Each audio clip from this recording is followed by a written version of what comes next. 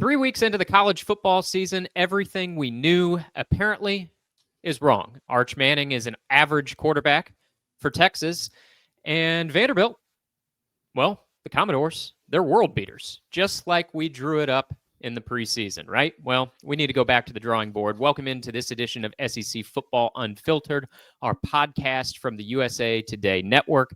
I'm Blake Toppmeyer alongside John Adams. 3 weeks into the season, John and I will be resetting the playing field in the SEC, ranking our 5 best teams in the conference, and those top 5 might look a lot different than what they would have in the preseason. Also touch on some of the notable triumphs from last weekend: Georgia rallying past Tennessee, Texas A&M going on the road and beating Notre Dame, and of course we'll have our week 4 picks. John, before we get into our top 5 teams in the conference and how that might look a lot differently now than it would have in July, I'm wondering about sort of the 2 big decisions, 2 big moments in the SEC this past weekend. Georgia rallying past Tennessee, Texas A&M staying undefeated, and handing Notre Dame a second loss. Which one were you more impressed with coming out of last weekend? Georgia and the way they rallied, or Texas A&M going on the road beating the Irish? Georgia, the way they rallied, and in part because that reinforced my opinion.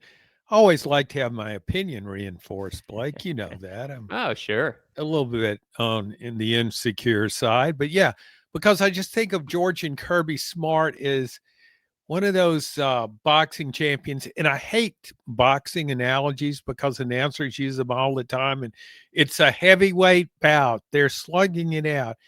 Yet here I am using one. So yeah, it's so hard to knock Georgia out. Mm-hmm. Tennessee was overwhelming Georgia's defense in the first quarter. It's a 21-7 game, and I'm starting to think, well, they're going to hang about 60 on Kirby Smart's illustrious defense. Georgia just doesn't go away, though.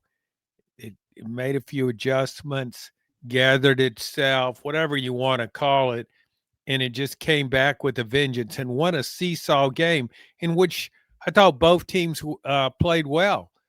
Both teams gave their fan bases reason to be optimistic. So that was I thought that was the main takeaway. Last few years, Georgia hasn't been as good as when it won those back-to-back national titles, but it's still got a champion's mentality. Just won't go away. Just keeps coming. Won't always win, but it will definitely come back and it will definitely threaten you. And I was impressed with what A&M did because that's the exact kind of game the Aggies are famous for losing. Yeah, and that's why, John, I thought you were going to answer my question with Texas uh, A&M, because I know okay. year after year after year you've had these lofty preseason expectations for A&M, and they always lose games like this. And this time they pulled it out, really almost against all odds there at the end. Marcel Reed almost was intercepted on second down, second and goal there, and then completes the fourth down pass. Officials missed what should have been an offensive holding penalty, but Texas A&M, pulls out a game that they would have lost in the past. I thought it was interesting at the close of that game, John. I'm not sure if you heard it, but NBC's play-by-play announcer Noah Eagle said they've announced to the nation they've arrived in reference to Texas A&M. It reminded me of Joe Tessitore roaring in 2016 that Texas is back after the Longhorns beat what turned out to be a really bad Notre Dame team in 2016. And so when I heard Noah Eagle say that on NBC, I thought, oh no, everything seems to be going right for Texas A&M. They beat the Irish on the road, and then they get the play-by-play announcer kiss of death. I mean, it was sort of a paraphrased version of their back. It was, they've announced they've arrived. And I thought, now you've convinced me they haven't arrived. But truthfully, I mean, this was a big moment, I thought, for I'm going to call them your Aggies, since you've been pounding the Texas A&M drum for years now. Yeah, and I abandoned them in my picks column last week, pointing out that I had just gone to 12-step program rehab for my addiction to the Aggies, that always those expectations. But I couldn't get past one thing you said, though. When you said Joe Tessitore roaring, Joe Tessitore could roar over a third down stop in the middle of the first quarter in a game between Arkansas and Mississippi State. Uh-huh. I mentioned boxing analogies earlier. He's a boxing guy, and that ringside approach too often comes through in SEC football telecasts. Yeah, everything is cataclysmic, end of the world, hope springs eternal, whatever you want to call it. But yeah, and I did hear that the Aggies have arrived. Yeah. I Yeah, mean, it's a great moment for Texas A&M, but I sure. did feel like that was a little premature 3 weeks into the season. I mean, we Yeah, don't Notre Dame's 0-2. Maybe Notre Dame's a 7-5 team. I don't think the schedule is going to allow Notre Dame to be 7-5. It's so easy, but point being, I'm not quite ready to crown Texas A&M, but Marcel Reed made some big time throws. Their investment in some new wide receivers, I think, is paying off. The concern is Texas A&M's defense, which is sort of the backbone of the team, hasn't looked so hot here through 3 weeks. But hey, here they are, 3-0, still standing with a big win on the resume. Speaking of cataclysmic, it's a hard word to say, John. How about catastrophic? Maybe I'll go with that. okay. Speaking of catastrophic, the result for Tennessee, like I think it could have been a whirlwind of emotions for Tennessee fans on Saturday. You and I both covered that game. Tennessee really snatched defeat out of the jaws of victory in many ways, had the game-winning field goal sail right, scored a 21 points in the first quarter and couldn't come away victorious. And so in some ways, I think it was a soul-sucking defeat for Tennessee fans because they had Georgia on the ropes. Another boxing analogy, couldn't land that knockout punch, as you were saying. And so at first, I think it's sort of this soul-sucking defeat. But then I think, the journey through emotions with the 12-team playoff, if you're a Tennessee fan, you say, hey, we took Georgia into overtime. The playoff is right there for the taking. But now I'm kind of moving on past that and wondering, will Tennessee regret missing this opportunity against Georgia? Because sort of the swing games remaining on the schedule, you look at Alabama on the road, Oklahoma at Neyland Stadium, Oklahoma playing really well, and then Florida late in the season at the Swamp. Now, the Gators, who knows what type of shape they'll be in by then and who will be coaching the team. But as we know, the Swamp historically is a house of horrors for Tennessee. And so Tennessee, at a minimum, needs to win two of those three: Alabama on the road, Oklahoma at home, Florida on the road, and they can't have any of these stub your toe games on the road like they've had in Josh Heupel's past. Thinking, for instance, losing at Arkansas last year. Arkansas will come to Neyland this year, but Mississippi State, they don't look like an easy out, and they're on the schedule in a couple weeks. Point being, I think Tennessee is going to regret blowing this game, John, in that this could be the one that knocks them out of the playoff. I know Tennessee fans were probably feeling okay Saturday night, thinking they pushed Georgia to the wire. That's the sign of a playoff team, but you have to pull out some of these games sometimes to get to that 10-2 record that gets you across the finish line. What do you think? How did that game and that result affect your view of Tennessee in the playoff? Because like I said, at first it made me believe more in Tennessee's playoff chances, and then I thought, well, I don't know, they blew it, and the result does go in the loss column. I look at it differently, and I look at it certainly differently than Tennessee fans because I don't have an emotional investment in it. My Sure. inbox is full of second guessing from the fans on how Josh Heupel managed his field goal kicker, his fourth quarter decisions. You can always do that in a game like that goes back and forth. So much happens, and you can point to so many things that could provided a different outcome.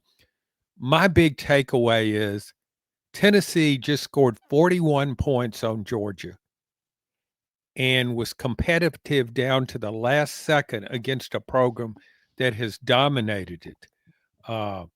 Ninth straight win for Georgia in the series, but the other 8 were all one-sided games. Tennessee never threatened seriously. I saw an offense that was better than I could have imagined in preseason. What Tennessee has become offensively, I think Tennessee, with its schedule and this offense, could lead the country in scoring. Uh, yeah, I know there are other pitfalls on the schedule, but I'm still not overly impressed with Alabama. Can't shake that Florida State memory. Oklahoma, certainly, I like the way it's playing, but will John Mateer, its star quarterback, still be standing as much as Oklahoma puts on him by November? As for Florida, I just feel like Billy Napier's making he's trying to make contact with Sunbelt Conference universities right now about his next move. He'll have a nice buyout and maybe he'll just fade away, but he's I've gone. seen bad Florida teams that beat Tennessee in the swamp before, though, John, and I I know know you you, have yeah. too. Oh yeah, many times. And badly coached Florida teams Yeah. beat Tennessee in the swamp. But I guess I came away from that Tennessee game. I think a lot of it had to do with the expectations. I really thought this would be a defensive game. Mm. I Yeah, and encouraged. both quarterbacks, Joey Aguilar for Tennessee, I mean, it's game over. Tennessee won that quarterback trade Oh, with UCLA. Nico Iamaleava now is playing for an interim coach because his team is 0-3 out in LA, and Deshaun Foster rightfully fired UCLA's coach, and then Joey Aguilar is passing Kirby Smart's defense into a pretzel. So yeah, that's game set match. Tennessee won the quarterback trade. Joey Aguilar looked fantastic against Georgia, and then Gunnar Stockton. How about some of the throws he made, John? That fourth down conversion that turns into a touchdown, the touchdown connection to London Humphreys. I mean, so many big plays in that game. I think that one could almost be overlooked when you have the missed field goal and all the early strikes. But that was just a great throw by Stockton. I thought he was very poised, and people forget because he's been around the program for a while. That was his first career road start, playing in one of the most hostile, loudest venues in the country. And Gunnar Stockton said, "No big deal. I got this thing." I mean, he looked great, John. I thought both quarterbacks did. I did too. Joey Aguilar and Gunnar Stockton, two quarterbacks. You question them going into the season, but both these guys show you've got all these. You brought up Nico Yamaleava, 5-star, can't miss, future Heisman Trophy winner, first round NFL draft pick, who just doesn't play up to his billing. Mm-hmm. And he's got the arm, love the arms, got the mobility, got the size. But when it comes down to it, when he needs to make a play, he makes a play for the opposing defense. It just, and Joey Aguilar, the ultimate overachiever, the classic underdog who keeps being told at all these various stops along the way, you're just not quite good enough. He thought about, I want to be a firefighter. Maybe I need to get on with my life's work. But no, he sticks around, keeps proving people wrong. And he looks so much more comfortable in Josh Heupel's offense than those last two strong arm quarterbacks Tennessee had, Nico and then Joe Milton before him, who's on an NFL roster right now. Those guys certainly have the arm, but there's so much to playing quarterback, and you're playing quarterback in college, not in the NFL, and you've got to, it's you don't get wins for what the NFL scouts say about your QB. That doesn't factor into the win. You still got to go out and win a game.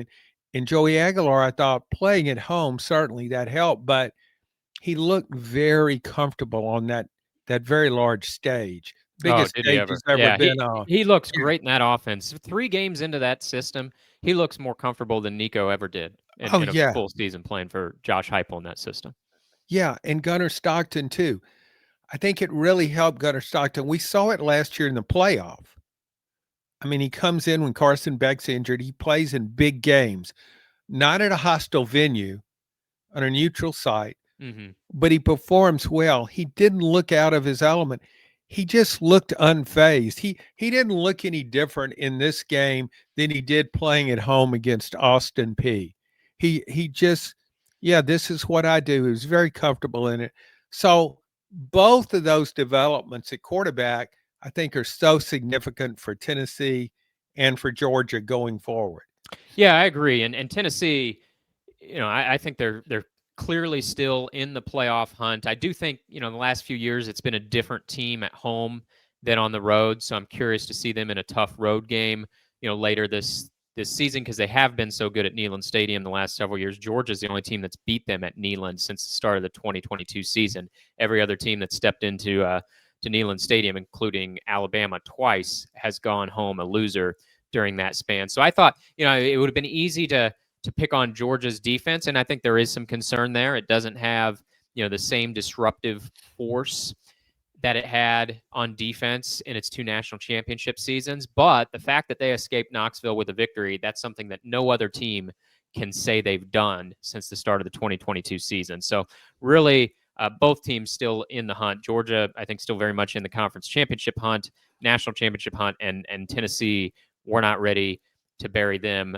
in the playoff hunt either. You're mentioning, John, 5-star quarterbacks not playing up to their billing, and I got visions of the guy down in Austin, Texas, but that's just a little teaser. We'll come back to Arch Manning a little bit later in the pod here. Because there's much to discuss there with his really pretty alarming performance in a too close for comfort, or at least too close that it should have been, against UTEP. But putting a pin in that one for a moment, I want to get to this top 5 teams in the SEC, John. I think this could look a lot different than maybe if we would have looked back on how we would have ranked teams at the beginning of the season. And so let's just go through it in one chunk. We don't have to go back and forth.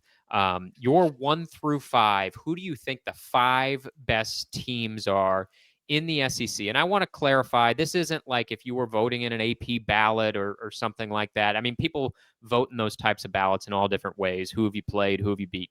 What I'm asking you is, just who do you think the 5 best teams are in the SEC? Who's your 1 through 5 at this point?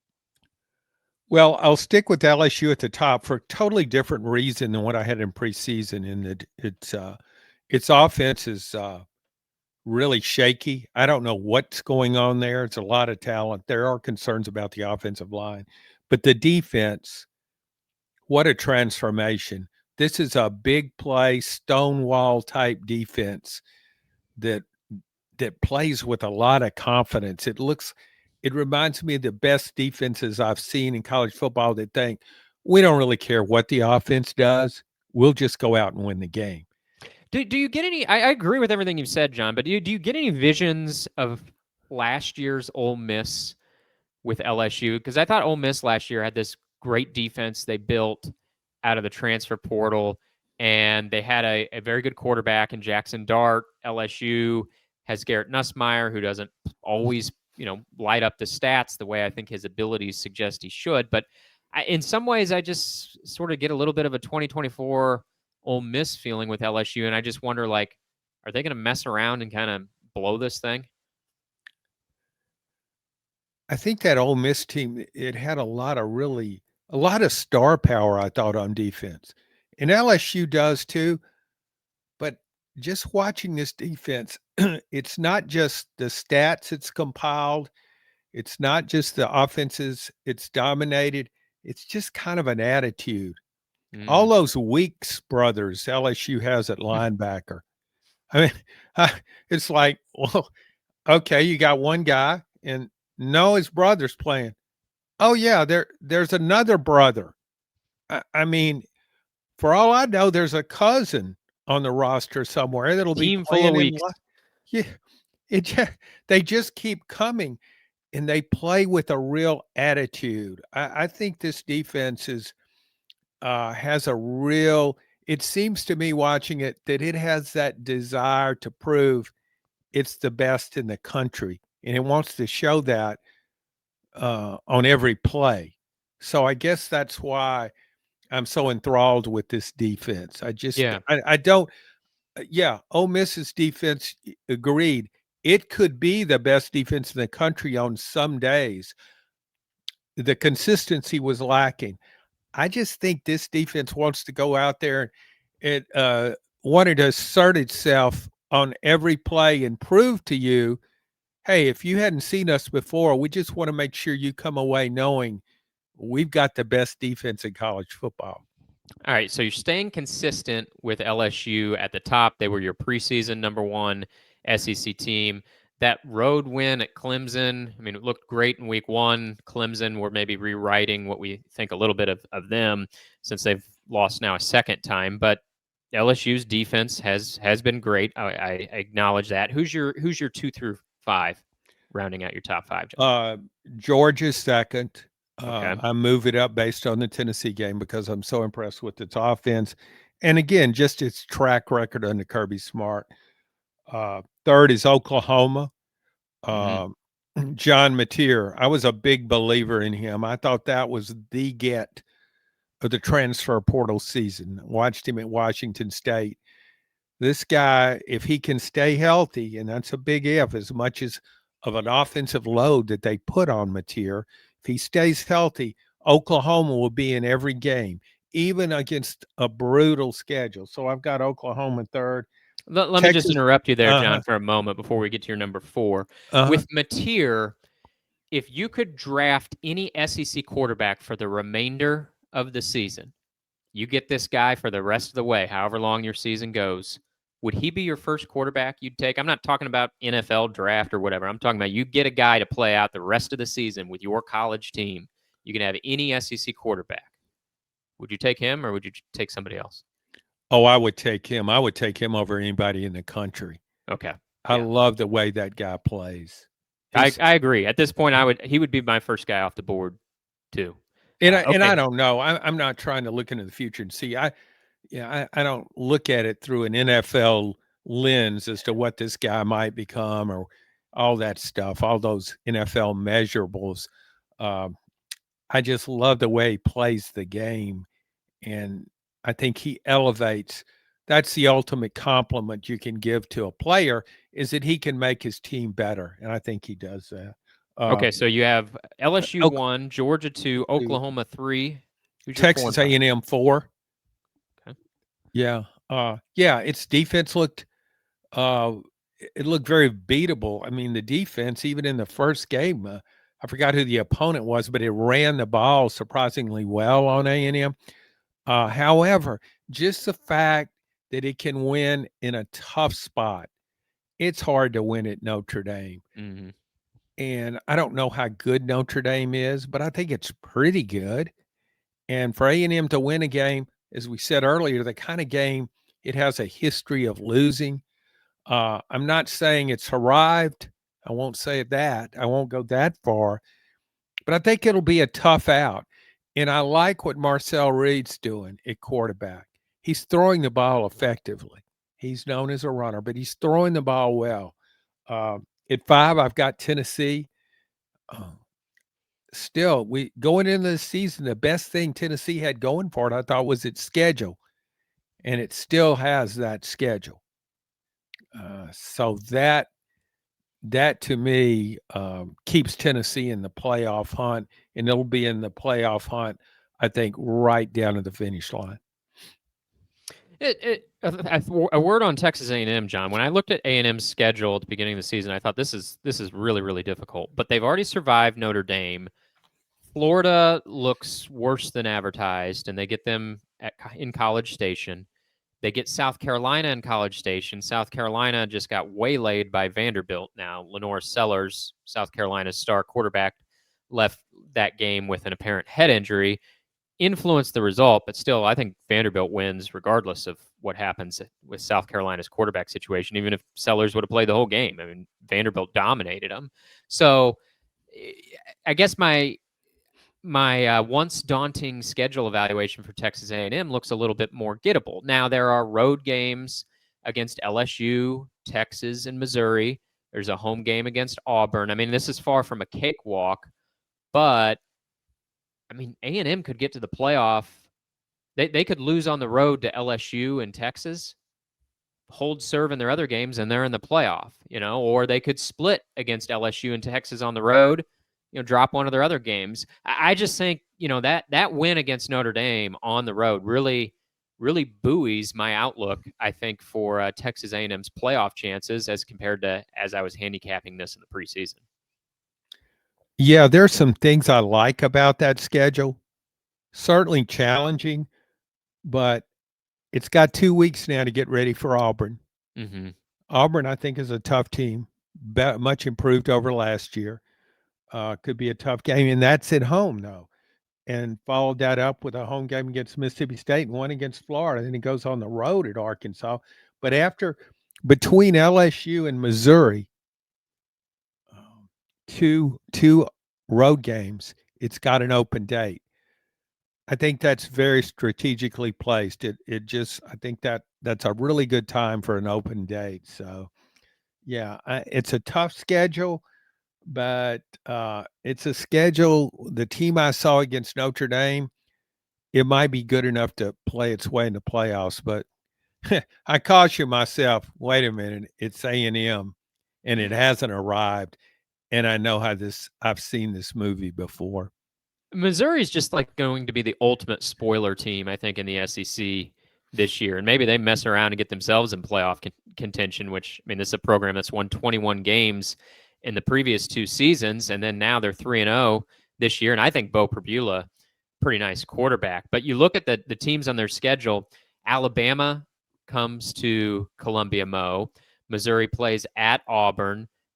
They host Texas A&M, as we mentioned, and Missouri plays at Oklahoma. I mean, there's a bunch of playoff contenders on that schedule, and Missouri could just become the ultimate spoiler. Like that's not really a Missouri team I'd be overly eager to play. And I think Faurot Field and Columbia Mo have become a better venue for the home team in the last few years under Eli Drinkwitz than they were in the previous few years before that. I'm not saying it's LSU at night, John, but I mean that's a pretty tough place to go into and win now. I mean, just look at what's been going down the last few seasons there. I know my first visits to Columbia, and I just got the feeling I was going to a picnic or something. Yeah. Walking amongst the fan and Uh-huh. oh, there's game down there on the field. Let's check that out. How's it going? Yeah, like you're at a farmer's market or something in the fall. Get you some Yeah, apple cider and yeah, it's yeah. good. You like to talk about deer hunting in Missouri, like everybody's gathering here. We're going to go on a deer hunting expedition in a few minutes. No, it is. It's a completely different place, and so you think about it. Uh, I think it'll be 5-0, and then it's got an open date, and then it's got Alabama at home, October 11th, Alabama in Columbia. That's going to be a big deal. That won't be a picnic for Alabama. That will be a big deal. Yeah, and you know who else might be 5-0 on Alabama's schedule? Vanderbilt could be 5-0 when they go to Tuscaloosa in a few weeks. I mean, truly, they're 3-0 now. They just walloped South Carolina. They have 2 non-conference games upcoming. The Doors be knocking on Kalen DeBoer's door at 5-0, I think, in a few weeks going to Tuscaloosa. Notably, John, Alabama was not in your top 5 teams, and I'm going to get to my top 5 teams in the SEC in a moment. Alabama was not in your top 5, and Texas was not in your top 5. 2 teams that, if I remember correctly, would have been in your top 5 in the preseason. I know Texas, I believe, was in your top 3, and I believe Alabama slipped back into your top 5. Who was the most tempting team that you left out of your top 5? Did you consider anybody else? Alabama, Texas, Vanderbilt, or were you pretty solid on your top 5? Did you think twice about leaving Alabama and Texas out? Not after what I've seen in Texas, but I feel like Texas will be in the top 5 at the end of the year. A really good defense, but the offense is troubled. And Arch Manning, 11 consecutive incompletions against that hallowed UTEP defense. Yeah. Wow. No wonder the fans were booing. Alabama, I like the way it's looked the last 2 games. I like the way Ty Simpson has looked at quarterback. But Alabama's offensive line, I think, is the most overrated unit in the SEC. Doesn't get the job done in run blocking, and there's not a great running back with Jameer Miller out, and I'm not even sure how good he is. So I don't know about Alabama. I'm not sold. I don't look at it and say, well, Florida State was much better than we thought. Yeah, it may have been, but I don't know that that game was an aberration. That was a dominant win. And so you don't regain credibility by beating the teams Alabama's beaten, Louisiana Monroe and Wisconsin, which is playing without its starting quarterback and just isn't that good. Yeah, Wisconsin's not the Wisconsin of old that would No. mess around and get 10 or 11 victories. This is a very beatable Wisconsin team. My concern with Alabama, John, is it's not too dissimilar from my worries about Tennessee, is that it's sort of got this bipolar thing going on where at home under Kalen DeBoer, Alabama's been world beaters. I mean, you think about it, they took down Georgia in Bryant-Denny Stadium last year. Kalen DeBoer hasn't lost in Bryant-Denny Stadium.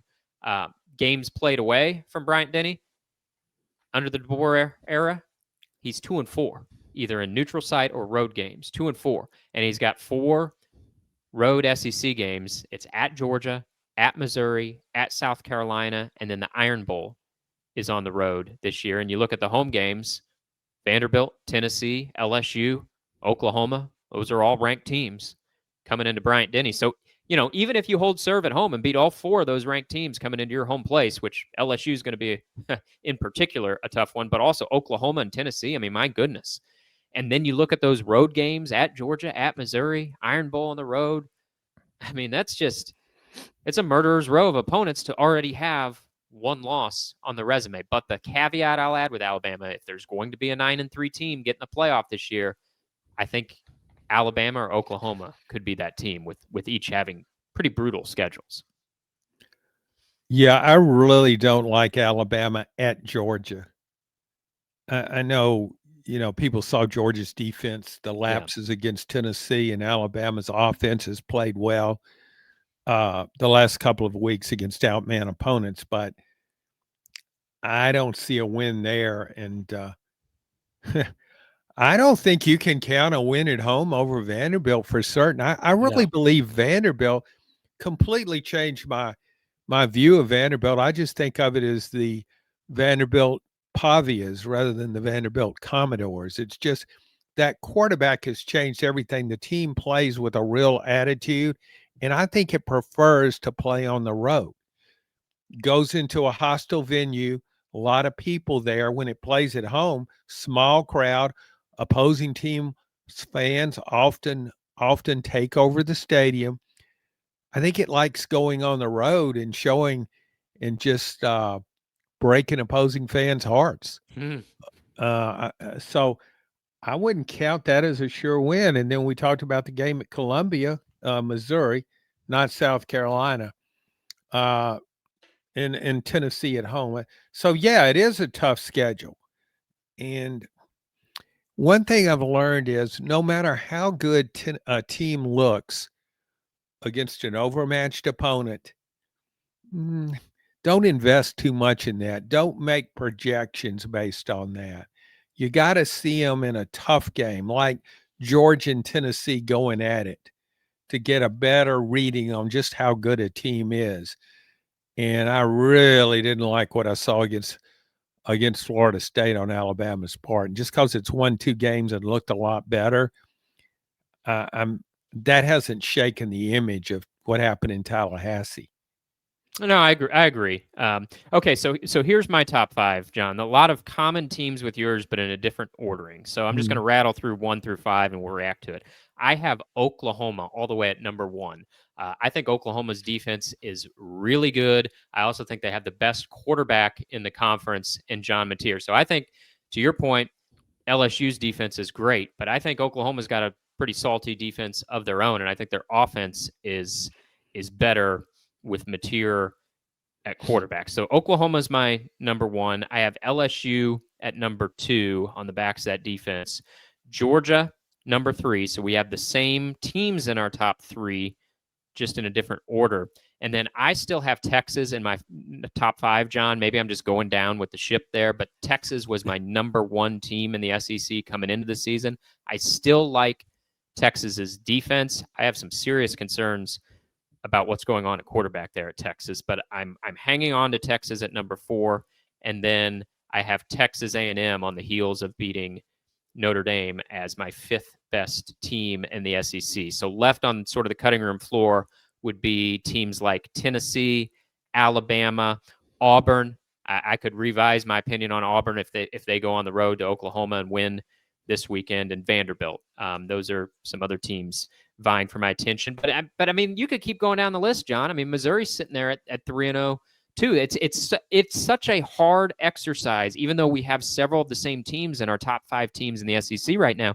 This is, I think, a really hard exercise to do, because when you get in that, I mean, heck, even at the top, I don't think it's easy to pick who's number 1. I have Oklahoma, you have LSU. Cases could be made for Georgia or Texas A&M, I think, as well. But then you get into that middle of the conference. I mean, we're talking about Alabama not being on either of our top 5 lists. Tennessee's not in my top 5. It's number 5 on yours, but I mean, I wouldn't want to play Joey Aguilar and the Vols. Auburn 3-0. Missouri's going to be a tough out. Vanderbilt's a spicy team. Like, the depth of this league is pretty good this year, and I don't know if that's a feature or a bug when it comes to piling up playoff bids, because you could sort of see this doomsday scenario for the conference where they just got a log jam of 9-3 or 8-4 teams and say, have fun sorting this one out in the playoff committee. And playoff committee says, no thanks, we'll just take SMU like they did last year. Yeah, Greg Sankey, the SEC commissioner, probably needs to issue a statement to the world that this is the deepest conference for college football I've ever seen. Just to start conveying that message and then engage in repetition again and again, because he wants those 9-3 teams to qualify for the playoffs. Strength of schedule is supposed to matter more this year than it did last year with the selection committee. So I look for him to do some politicking now, because the scenario you envision, I think it's very possible we could have just that kind of situation. What did you think about my top 5 there, John? Oklahoma at 1 in particular. You had Oklahoma at 3. What sort of reaction do you have to me putting the Sooners as the best team in the SEC? I was impressed by the win against Michigan. I think balance on both sides of the ball looks pretty good for Oklahoma. I worry about their lack of a run game, and I wonder if John Mateer can hold up. The offensive line looked good, not great against Michigan. Your thoughts on me having Oklahoma at number 1? Well, I don't have a problem with it, because it's, a lot of times how we evaluate teams into the season depends on what we thought of going into the season. And we had this image. So I just didn't know how Oklahoma's offense would be. I thought John Mateer would certainly elevate it. Still wondered about the offensive line. Didn't know about the receiving corps that was decimated by injuries last year. But when I watched Oklahoma against Temple, and I still have no idea why Oklahoma would go to Philadelphia to play a non-conference football game, that's mystifying to me. Nonetheless, when I was watching that game, I was kind of flashing back to days of old with Oklahoma. I'm just used to seeing Oklahoma's offense, just some guy flying through a secondary, receiver running back, and there he goes down the sidelines. You'd watch Oklahoma's offense in so many games through the years and think, is that a replay of a highlight? Oh no, that's a new play. They just did it again. Guy broke into the secondary and he's gone. So yeah, I like what I've seen with Oklahoma. And John Mateer is even better than I thought he would be. He thrives in this kind of environment, playing meaningful games. He played at Washington State. We saw the talent, but we didn't see the intangible so much. I mean, because it's Washington State and he's not on a big stage and he's not playing the kind of games that draw the attention of the masses in college football on a Saturday. But now I look at him and I said, man, this guy's made for the SEC. I'm like you. I'd take him over anybody at quarterback right now. John, I want to spend a few minutes on on Texas because I would have had Texas as my preseason number one SEC team. You had them near the top of your charts. Yeah. And I wrote after week 2, we talked about on the pod last week, is it possible Arch Manning is just an average quarterback? Like, take the last name off that jersey and just watch the guy play. He looks like an average quarterback. Well, that was my thought after week 2. There was nothing average about Arch Manning in week 3 against UTEP. Arch Manning was a bad quarterback in week 3. That was not a good performance. The Boo Birds were out in Austin with the incompletions piling up. Another interception for Arch Manning. That's 3 in 3 games now. Completed fewer than 50% of his passes against UTEP. UTEP, John. Does Texas have a quarterback problem? Is it an overreaction to say Texas has a quarterback problem? No, not at this point. We know Texas has a really good defense. Offensive line might not be as good as I thought it would be. I kind of wonder about that. And I'm not sure the receiving core is as good as I thought it would be. But again, it's hard to separate that from the evaluation of a quarterback. To me, Arch Manning looks like somebody that's been overwhelmed by the buildup.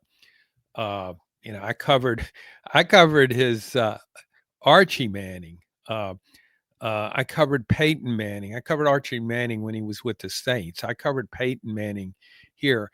And then there was Eli, of course, at Ole Miss. And we think, okay, he's a Manning. Not so much just the talent, but the mindset. Well, this guy can handle all the distractions. He can handle all the accolades that come his way. He is so well grounded. But no one else in his family was subjected to this, not this kind of scrutiny, not these kind of expectations.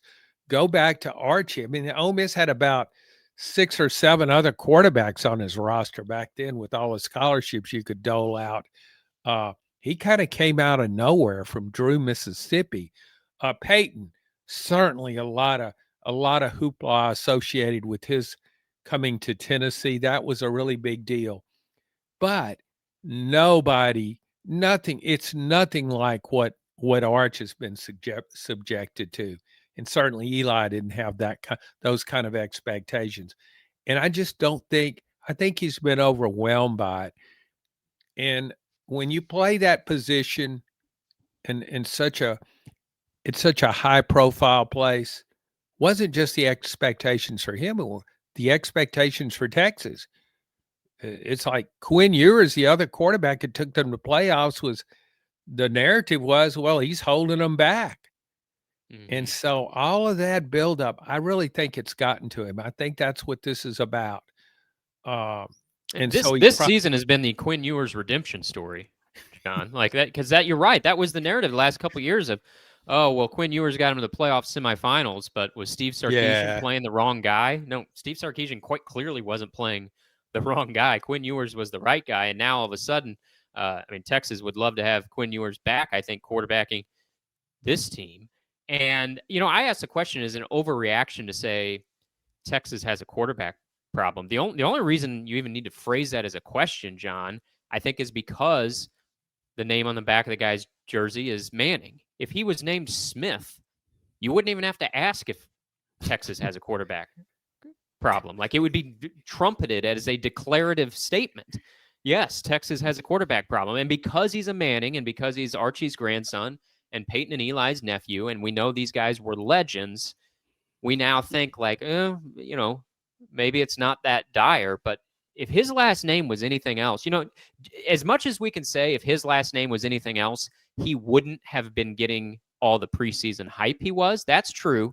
But also, if his last name was anything else, we'd be saying, I think, much more strongly, this guy looks like a bust, and Texas needs to be making a quarterback change. If his last name's Smith, they're calling for a quarterback change in Texas today. If his last name is yours, you're talking about a quarterback. You're right. You're right. And so, yeah, it's kind of a stunning development. But I watch him throw the ball, and maybe I'm not remembering this as well as I should, but I just thought he looked better throwing the ball. Just the pure act of throwing the football, he looked better and more natural last year. And I think that's where doubt enters in. That affects everything at that position. You can't have self-doubt. You just kind of got to shut that off, and you got to go out there thinking, I'm the best that's ever played the position. Um, and I think that's what we've got going on. Maybe like you see guys in baseball sometimes that suddenly can't make the throw from second to first base, and you start questioning yourself. And mechanics, to me, can break down, and you're Yeah. not mechanically sound as you were. So yeah, it's a problem, and I have no idea who Texas's backup quarterback is.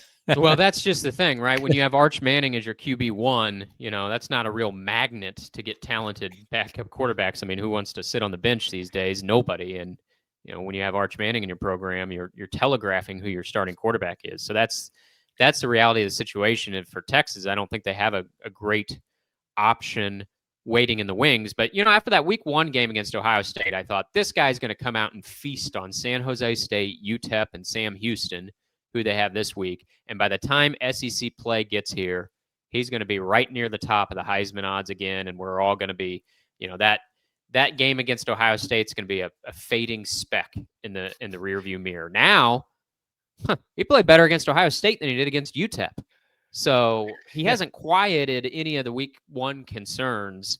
And yeah, I have Texas still in my top 5 SEC teams, but that is purely on the backs of a Longhorn defense that I think is pretty sturdy and is going to keep them in every game. But I do think they have a real situation on their hands. And at this point, John, you hear this sometimes, but I don't think it's accurate anymore to say Arch Manning, well, he's a young quarterback. This isn't a pup. Arch Manning's 21 years old. He's in his 3rd year in the program. He has 5 career starts because you go back, he started 2 games in the middle of last season while Quinn Ewers was hurt. Now, he wasn't starting against world beaters. He started against 2 very beatable opponents and looked pretty good doing it. But he started 5 games now between last season and this year 3 in the program, 21 years old.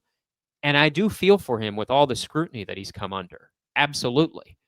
But again, we're not talking about a true freshman like Bryce Underwood, 5-star Bryce Underwood at Michigan. This is someone in his 3rd year in the program. So I don't really buy anymore that this is a young quarterback. Doesn't mean he can't get better. He absolutely can. But I don't think we're seeing, something you would expect from a true freshman. The reality of it is this is a handsomely paid third year guy. Well, fast forward to October 11th, the Red River Shootout, as politically incorrect as that might sound at this juncture, there in Dallas, Oklahoma and Texas. No question who has a quarterback advantage in that game. Totally. I mean, and it's a big advantage. If you're a Texas fan right now, that's what you're worried about. Can Arch Manning match scores with John Mateer?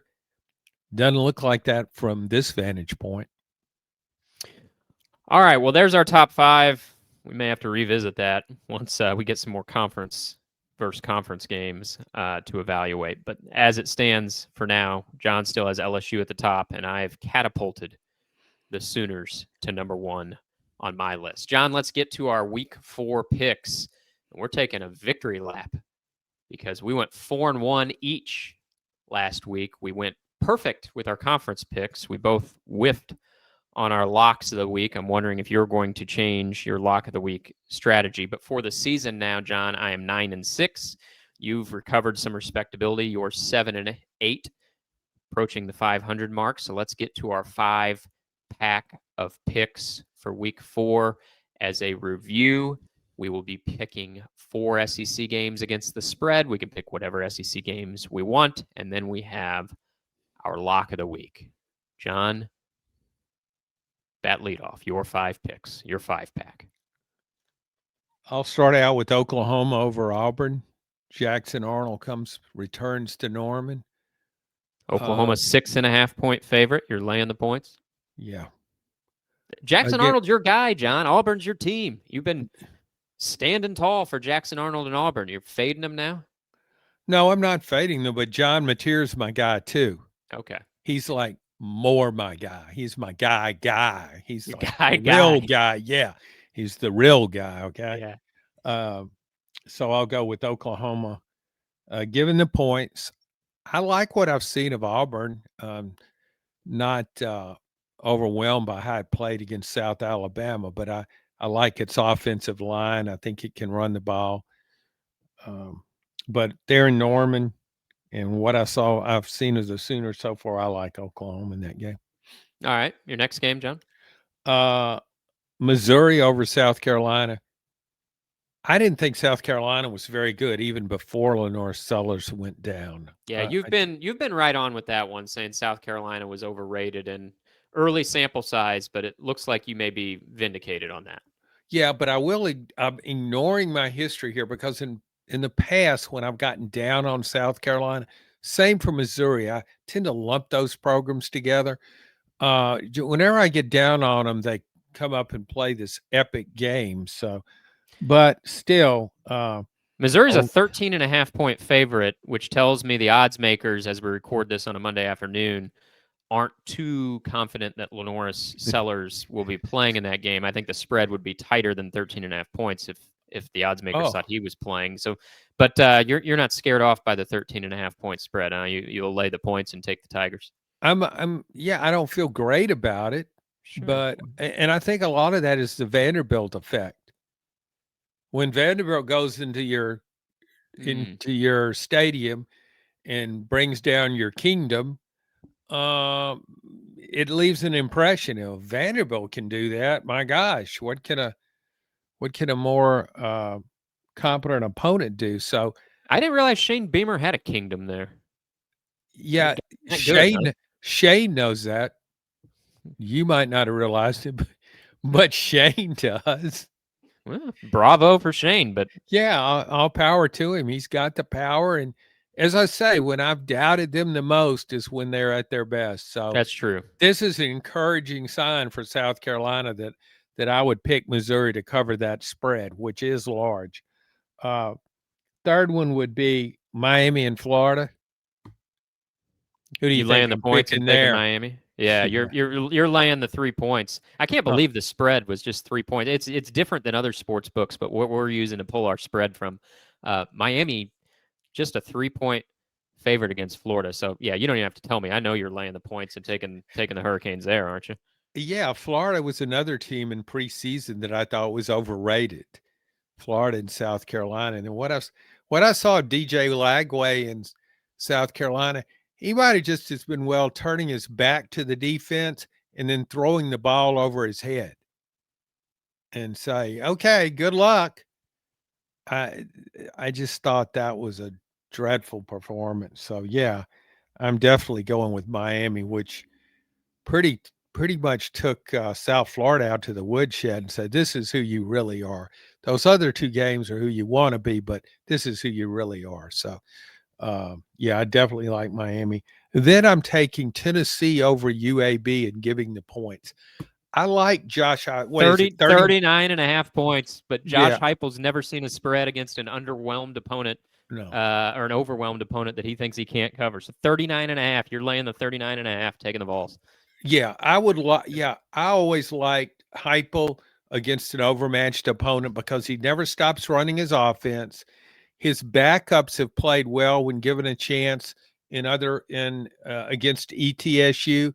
Both George McIntyre uh, and Jake Merklinger played well, completed passes. So yeah, and I think playing at Tennessee's going to want to show, hey, I think Tennessee will come away from the Georgia game not heartbroken, but confident that it can play with anybody, and I think it will want to show that. So yeah, of all the picks I've mentioned here, I actually like that one the best, given that many points against UAB.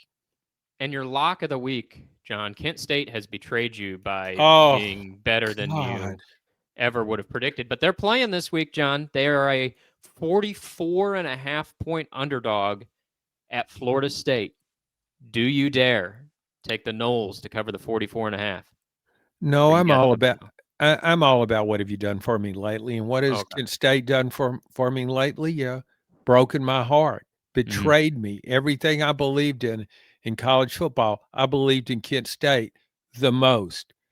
I know when people say, "Well, that's as low as you can go," I knew Kent State could go even lower, which is why I took the 48.5 points against Texas Tech, and Kent State fighting to the last minute only lost by 48. Hmm. It actually led against Buffalo as a 21, I think, point underdog. And I think what happened was it was up by a couple of scores. And then Kent State said, wait a minute. We aren't supposed to actually win a game. All And of right. Well, course, let's have a 1 week moratorium on Kent State talk. yes, Yeah. yeah. Yeah. Okay. Okay. So All who right. is your lock of the week? You've heard enough, hadn't you? I've heard I'm enough about Kent sorry. State. You shouldn't have taken me down that path. Yeah, I Um, know. I'm going to go Michigan over Nebraska. I think is a 2.5 point line. Yeah, Michigan's a 2.5 point road favorite at Nebraska. You taking the road team laying the points? Yeah, Nebraska hasn't played anybody really good. Michigan has, and Michigan's played in Norman, Oklahoma, so I think it can handle a hostile venue. And how'd Bryce Underwood look in Norman, Oklahoma, John? Not good. Not good, but maybe he'll look better in Lincoln, Nebraska. Yeah, I think he will. I Okay. think Oklahoma's a better team than Nebraska, certainly. Okay.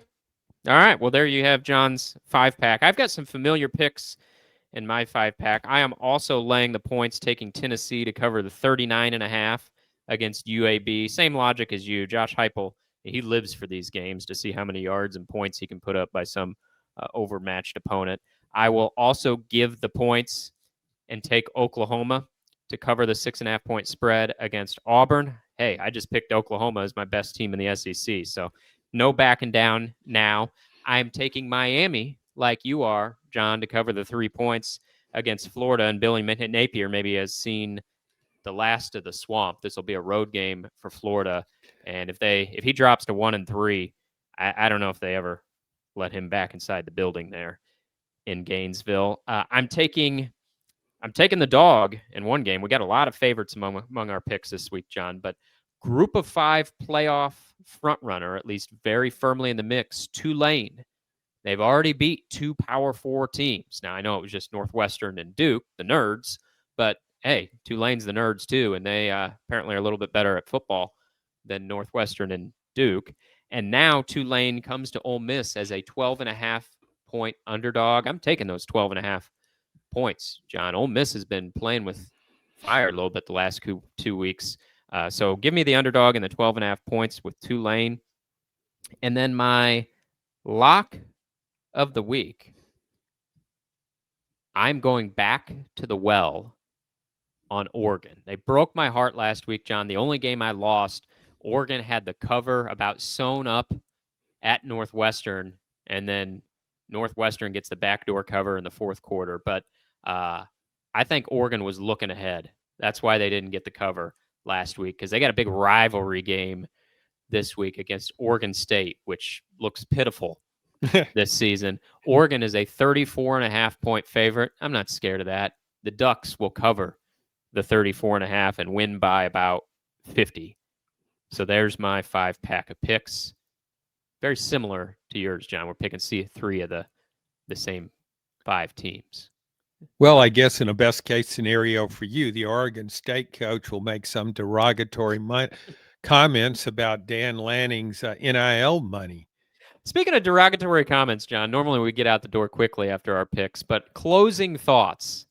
LSU beats Florida, game we didn't touch on. It sort of felt like the swan song for Billy Napier, and he's now just the guy keeping the seat warm in Gainesville before they hand him his buyout check. But LSU gets it done in sort of a defensive struggle. First question of the press conference was about LSU's offensive struggles, and Brian Kelly just lost it. John, I'm sure you've seen video of that press conference, just berated the reporter and continued to do it. This wasn't just like one zinger. And the reporter kept trying to ask more questions about that offense that's been struggling for LSU. And Brian Kelly was not having it. Now, since then, John, Brian Kelly has said he's apologized to that reporter for the way he handled that situation at Saturday's press conference. But what did you think about that? Because I thought Brian Kelly, like, there are a number of ways to answer that question that didn't include losing his mind on a reporter with what I thought was a fairly normal question. I mean, sure, it was a little odd after a victory to get a question about the poor performing offense, but you know how it is in press conferences, John. You get called on and you ask your question, and whether that's the first question or the fourth question, you got a question, you get called on when you get called on and you ask it. Your thoughts on Brian Kelly absolutely blowing a fuse after beating Florida? Guaranteed that reporter will never be asked to give the first question again. I think coaches are kind of programmed to for the first question will be somewhat of a softball, more generic, general question. Coach, I bet he was expecting, man, coach, that defense was balling out tonight. Thoughts? And, question mark. yeah. I can remember when I was a columnist in Jackson, Mississippi State lost a close game to Florida, and a colleague of mine began the press conference by saying Bob Tyler was the coach of Mississippi State. He said he brought up 3 specific plays in the game, play calls. He said, wasn't that bad coaching? After each one of the 3 examples, and wasn't that bad coaching? And the coach, who was normally very low key and very smooth, became totally unhinged, went on the blackboard and wrote, here's my all-time coaching record, including high school. What's your record? Tom Patterson was the writer who asked that question. What's your record? And did he respond 0-0? Nothing and nothing? Hadn't lost a game? No, he just thought about the good column he would get out of this. The column comes first. That's the way it always is, John. Column comes first. Podcast comes first. Hope you enjoyed it. Enjoy the games this weekend. We'll be back with you next week.